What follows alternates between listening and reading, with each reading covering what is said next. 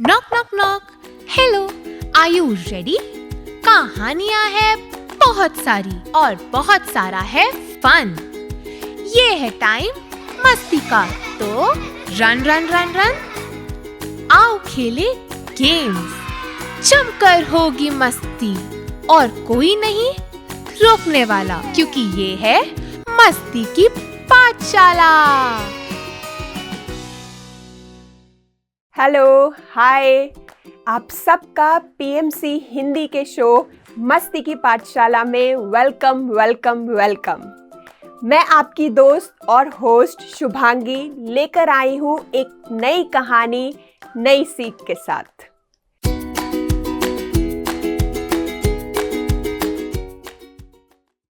Albert Einstein के बारे में तो आप सब ने सुना ही होगा।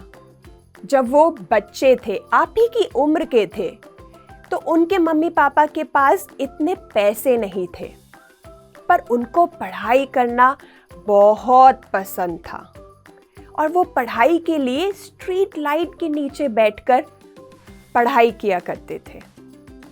आपको लग रहा होगा कि मैं उनकी स्टोरी आपसे क्यों शेयर कर रही हूँ। लग रहा है ना? क्योंकि अगर हम सोचें, एल्बर्ट आइंस्टाइन अगर गरीब नहीं होते, क्या उन्हें मोटिवेशन मिलता इतने सारे आविष्कार करने का? तो गरीबी उनके लिए जरूरी थी ताकि वो कुछ बड़ा कर सके। ऐसे ही हमारे साथ भी होता है, आप सबके साथ भी हुआ होगा कि जब हमें लगता है कि ये चीज हमारे पास क्यों नहीं है। जब आप अपने किसी दोस्त के घर जाते हो और आप सोचते हो कि इसके पास कितने सारे नए कपड़े हैं, कितने सारे नए खिलौने हैं, कितना कुछ खाने को है, पर मेरे पास नहीं है। ऐसा क्यों होता है? क्योंकि हम अपने आप को दूसरों से कंपेयर करते हैं। तो इस चीज को हम और गहराई से समझेंगे अपनी कहानी टाइम में।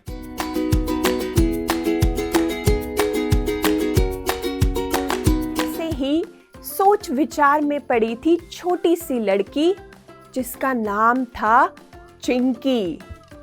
और चिंकी एक दिन अकेले खेल रही होती है और खेलते खेलते वो थक जाती है और वो सोचती है कि क्यों ना थोड़ा सा आराम कर लिया जाए।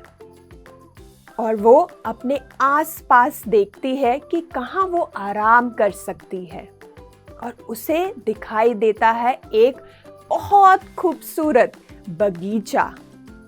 और वो चिंकी उस बगीचे में चली जाती है। और जब वो बगीचे में जाती है तो वो देखती है कि जो बगीचा है उसमें बहुत सारे सब्जियां, बहुत सारे फल लगे होते हैं, हरे भरे पेड़ होते हैं, बहुत खूबसूरत रंग बिरंगे फूल होते हैं, तितलियां होती हैं, चिड़िया पेड़ों पर बैठी होती है, और उसे वो बगीचा बहुत पसंद आता है। और उसी बगीचे में उसकी नज़र एक पेड़ पर जाती है और वो सोचती है कि क्यों ना मैं इस पेड़ के नीचे आराम कर लूं। और वो उस पेड़ के नीचे जाकर बैठ जाती है। और जैसे ही वो उस पेड़ के नीचे बैठती है, अचानक से उसकी नज़र एक बहुत बड़े कद्दू पर जाती है, जिसको हम पम्पकिन भी कहते हैं। और वो देखती है उसको, और फिर उसकी नज़र ऊपर उस पेड़ पर जाती है जिस पेड़ के नीचे वो आराम कर रही थी। और वो देखती है कि ये पेड़ तो अखरोट का पेड़ है, वॉलनट का पेड़ है। और ये देखकर वो एक दुविधा में पड़ जाती है।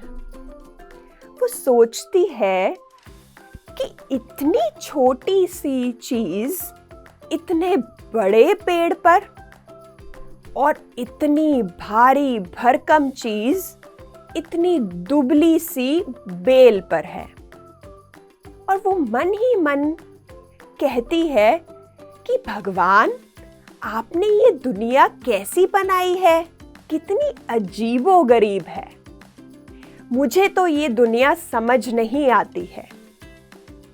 और जैसे ही वो ये बात कहती है, फटक से उसके ऊपर एक अखरोट गिर जाता है और वो ऊपर देखती है और अपना सर को सहलाती है और कहती है, भगवान का शुक्र है कि पेड़ों पर कद्दू नहीं उगते। और ये कहते ही उसके मुंह पर एक बड़ी सी मुस्कान आ जाती है।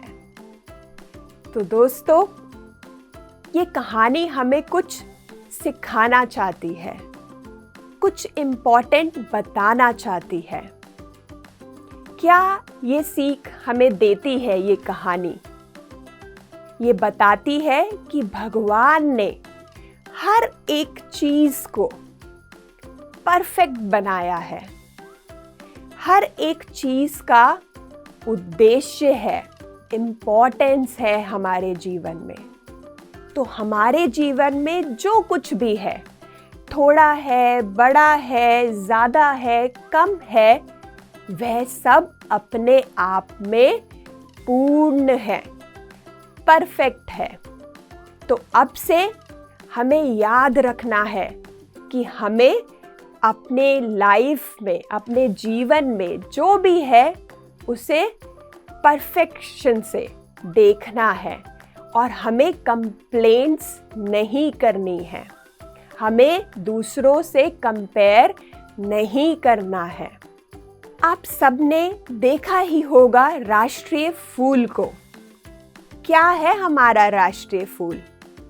वो है लोटस। तो हम सोचे कि अगर लोटस, कैसे लोटस बना? वो बना मड की वजह से। पर हमें लगता होगा कि मड की तो कोई इंपॉर्टेंस नहीं है, वो क्यों है, हमें तो वो गंदा लगता है। पर अगर मड नहीं होगा तो लोटस नहीं हो सकता।